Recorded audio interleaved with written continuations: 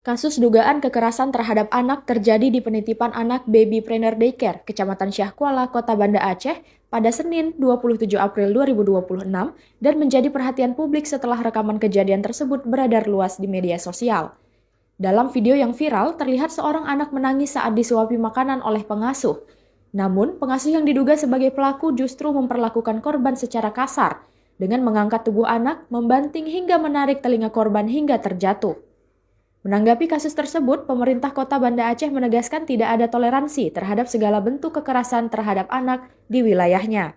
Wakil Wali Kota Banda Aceh, Afdal, menyatakan pihaknya akan menindak tegas kasus ini dan memastikan proses hukum berjalan tanpa ada yang ditutupi.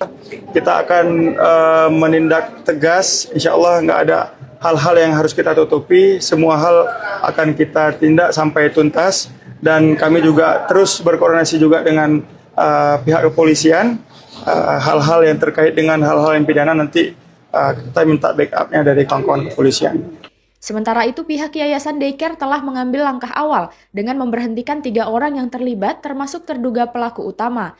Hingga kini pelaku juga telah menjalani pemeriksaan oleh Polresta Banda Aceh untuk proses hukum lebih lanjut.